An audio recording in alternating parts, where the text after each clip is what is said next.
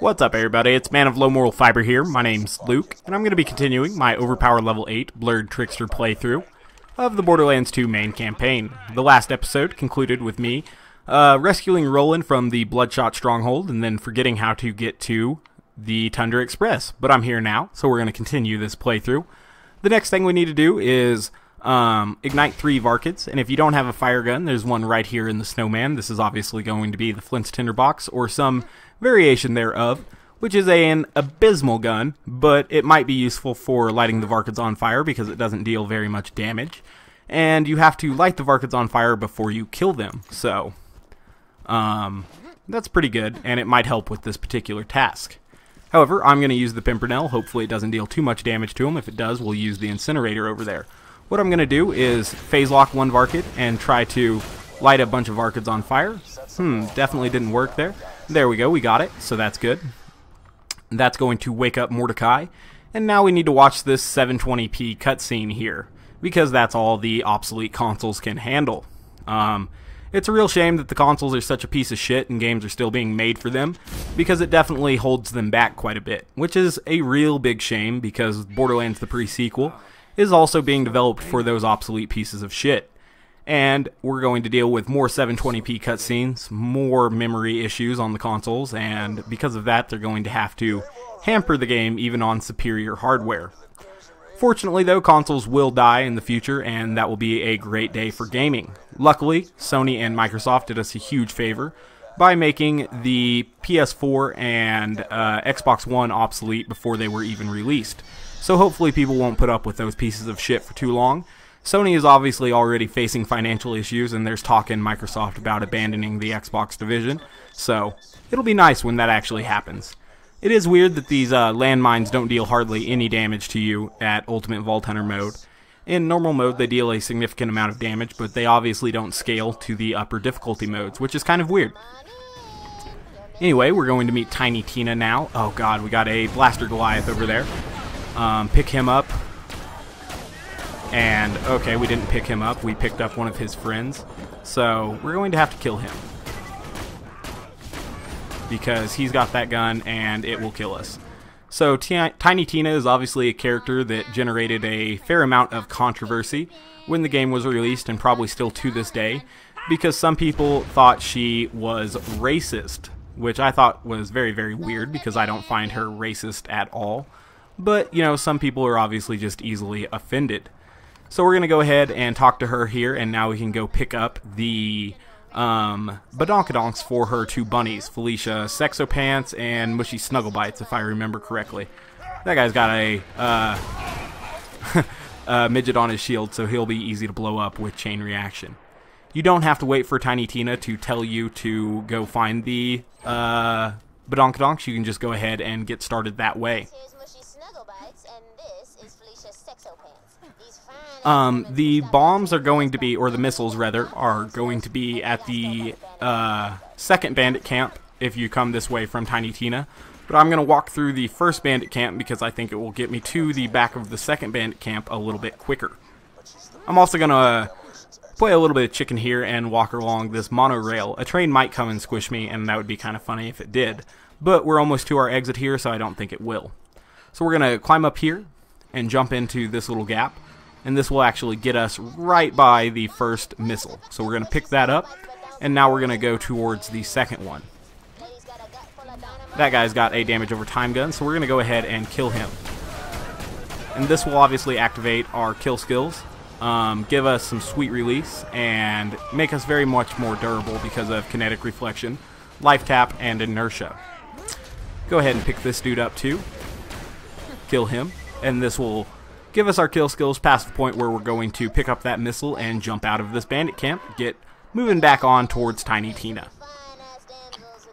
So, now we're heading back over towards Tiny Tina, and once we get there, we're going to give her these 2 things, these missiles we picked up, so that she can tie some bunnies to them, and then give them to us so we can blow up the train, which is what we're trying to do right now.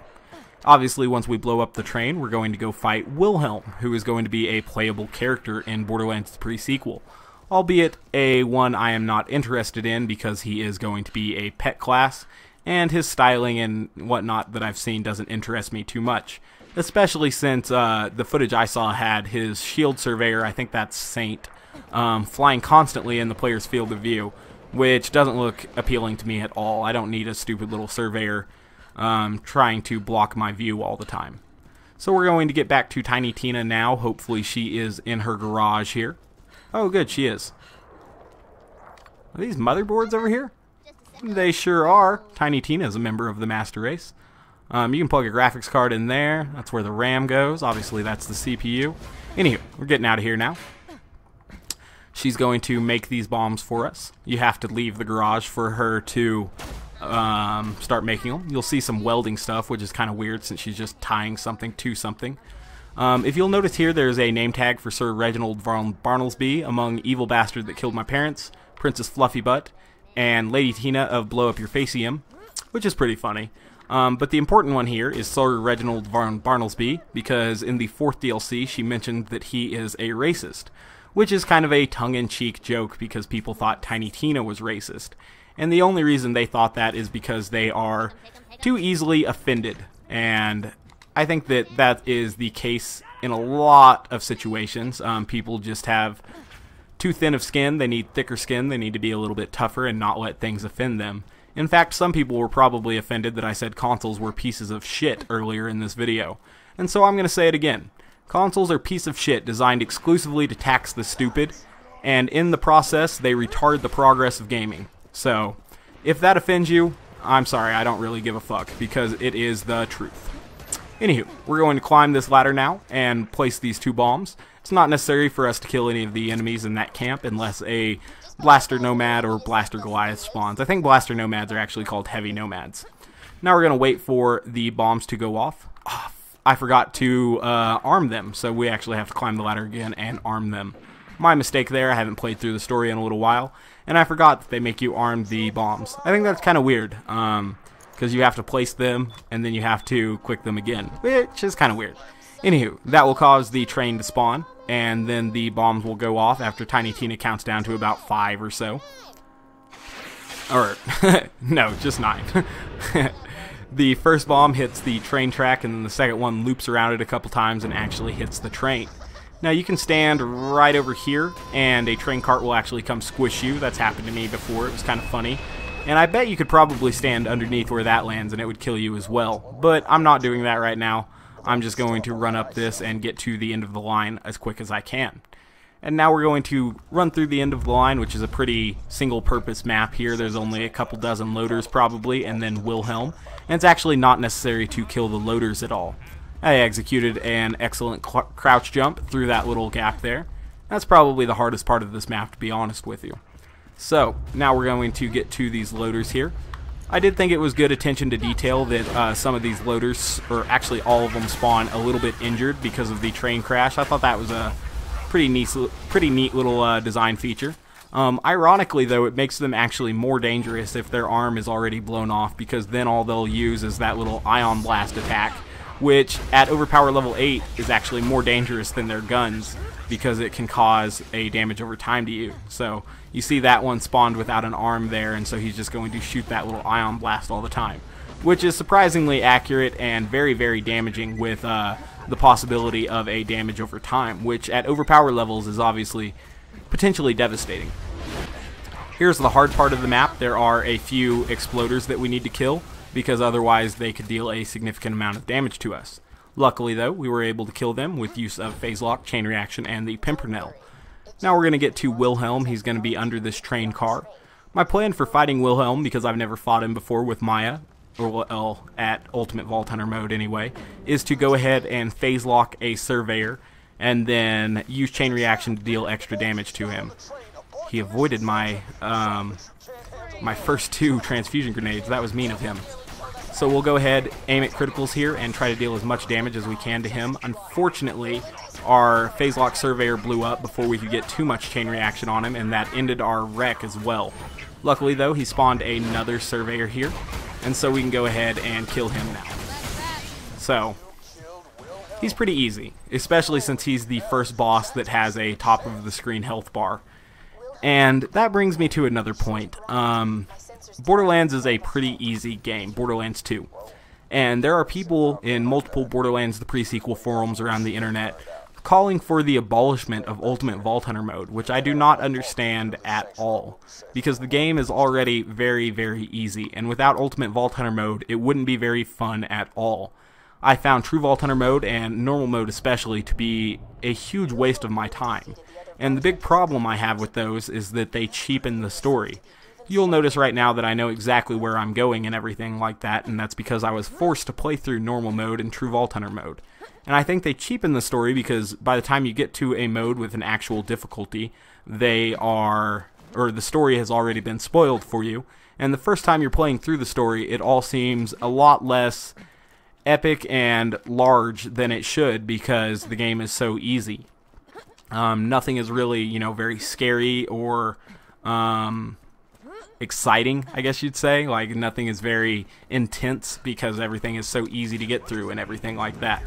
And so there are actually some parts of the game that can be difficult in Ultimate Vault Hunter mode, which I find necessary for a game to be fun. If the game has no tangible difficulty, it has very little replay value, and I definitely wasn't interested in playing the quote-unquote in-game at True Vault Hunter mode. It wasn't any fun at all.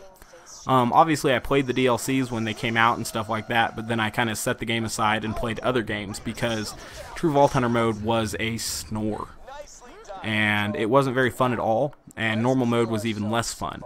And I wish they'd add an option to where you could start the game in True Vault Hunter mode instead of normal mode, or even start it in Ultimate Vault Hunter mode, which would be pretty tough, but people have obviously been able to just start at Ultimate Vault Hunter mode at level 61 with no gear and stuff, and still make it through the game. Altair did a nice playthrough with that, and she definitely showed how you could get through the game using menial gear that she found along the way and stuff like that. And so I will leave the first episode of that series linked in the description of this series. If I don't remember, please remind me. I'll try to get it linked as soon as possible. I'll try to remember, though, by the time I start this video uploading. Anywho, I'm going to go ahead and pick up this Iridium now, get back to Lilith. There are also people calling for the end of exponential scaling. Look at how many skill points I have right now. Do you know how easy this game would be if there was linear scaling and you had that many skill points? The game would be very, very easy. It would actually be harder at lower levels than it would be at higher levels because you would get more and more skill points, giving you more and more damage potential, and the enemies wouldn't be getting any harder. They wouldn't be scaling with your skills or anything like that. So it would make the game even more boring and just less fun to play through and everything like that. So I don't know exactly why people would want the end of exponential scaling or the end of Ultimate Vault Hunter mode. Perhaps they just want to walk around in God mode or whatever like that. But if you just wanted to walk around in God mode, just play True Vault Hunter mode at a higher level. It's the same effect. I'm not sure why people are absolutely set on begging the developers to weaken the game. Personally, I would like to see the abolishment of normal Vault Hunter mode and True Vault Hunter mode and it just be Ultimate Vault Hunter mode. But obviously there are people who don't want that, so I'm not going to go spamming the forums asking for them to get rid of get rid of normal and True Vault Hunter mode. I'd also like to see the end of skins and custom heads as well, because the consoles are so damn weak that they had to use resources, a very large amount of their finite resources, to add in all those heads and skins and everything, and I felt like those would have been better used on more gun parts and more gun variety and stuff like that. But there are obviously people who like the heads and skins, so I'm not going to call for an end to those either. Because, people like different parts of this game and everything, but I really wish people would stop asking them to nerf the difficulty of this game. That would definitely be a mistake, and it would ruin the series for me, or at least the next game, if they didn't fix it in further installments of the game. So I need people to stop asking for that. Obviously, I don't think Gearbox is taking those suggestions very seriously by any means. There are obviously quite a few people who play Ultimate Vault Hunter mode and stuff like that, and they do have to cater the game both towards casual fans and their more hardcore fans as well, who actually want to play the in-game modes and stuff like that. So that's what I'm doing now, is playing the in-game mode, and I find it much more fun than the other modes. So what we're doing now is running through the Three Horns Divide. Now we're in Three Horns Valley, and we're trying to get towards the Fridge, so we can eventually get towards the Highlands Outwash, and eventually the Highlands Overlook, so we can get back to Sanctuary. And that's our goal right now, and before that, I'm just going to have to wait for Angel to burn through the ice that's guarding the door to the Fridge, so we can go ahead and get to the Fridge and run through it as well. Looks like she's burned through the ice now, so we can go ahead and get through towards the Fridge now. The Fridge is actually heavily populated by rats, which are some of the most difficult enemies to kill with the Pimpernel in the game because of their proximity to the ground and their violent and very quick head movements and stuff like that. So we'll be a little bit careful when dealing with these guys, but they shouldn't pose too much of a threat to us because none of them can spawn with a rocket launcher or anything like that. What I'm going to do is run over here towards the left and get up on this platform over here and then jump down, and that will allow me to get past most of these rats. It may be prudent to go ahead and kill one rat right now to activate our survivability skills and have a few, because we killed a couple there with chain reaction, have a few less rats actually aiming at us. Now that we have life tap, kinetic reflection, and inertia active, it allowed us to scoot past a lot of those enemies without any trouble. And they won't really follow you down these slopes or anything like that, so you don't have to be too worried about them. Go ahead and blow up some of these barrels here so that I don't have to deal with them as I pass them, because there will be a couple of rats that spawn over here as well. Go ahead and phase lock that rat, activate my survivability skills, and get over towards this little, what would you call that? Valve or something? So I can get into this next part. That was irritating. I almost died because that plague rat got a good hit on me. You can just go ahead and jump down here. You don't have to wait. But I did notice a good way to kill yourself is to wait there in the elevator for the elevator to crush you. And I've tested that before. It actually does kill you. So now we're getting towards the Highlands Outwash, but if you do want to get crushed by that elevator, it can be kind of funny. So you can squish yourself in that if you want to. Now we're going to wait for Sanctuary to spawn in the sky over here. I think it's going to spawn right over here in this area. It spawns a little down and to the right of the moon. We'll see where it spawns. Oh yeah, I was aiming at about the right spot. Shoot at it a couple times. Maybe we'll hit one of those idiots that keeps banging on the walls in Sanctuary. Before that, though, we are going to go ahead and wait for Angel to, or before progressing, I should say, we'll wait for Angel to tell us to use the fast travel and realize that Sanctuary is not on the fast travel network.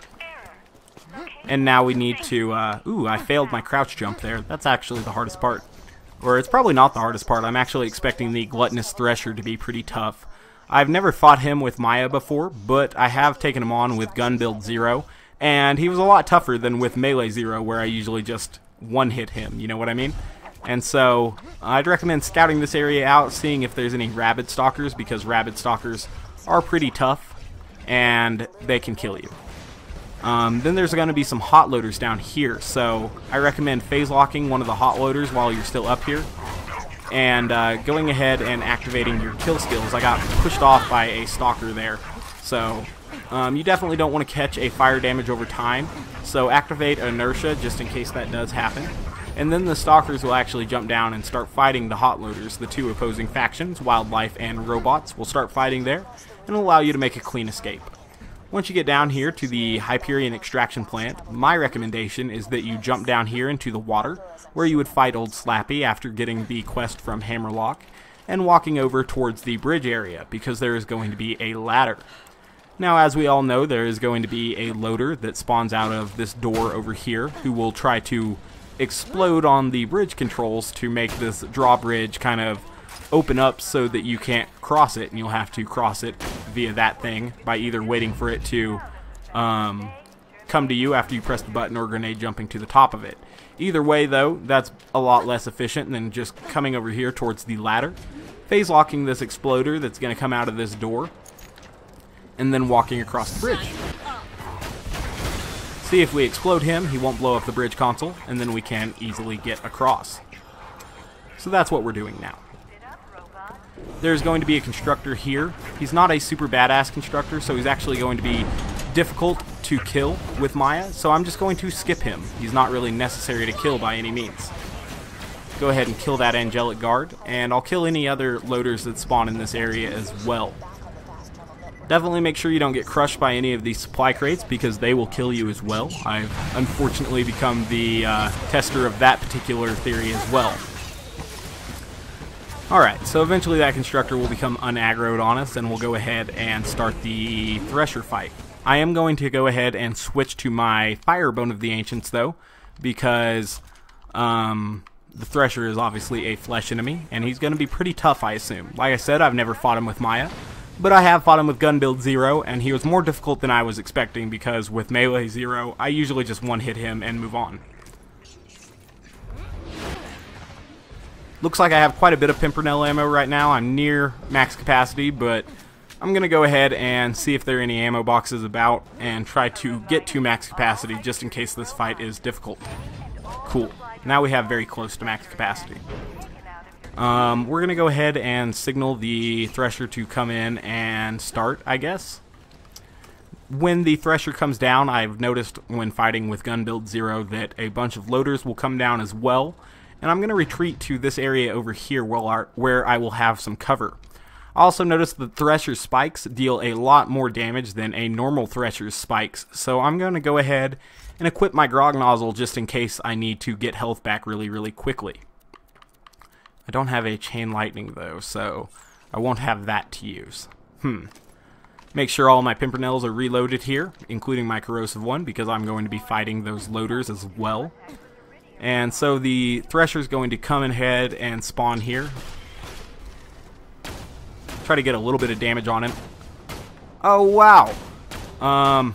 The drunk effect from the Grog Nozzle unintentionally killed the Thresher for me, so that was cool.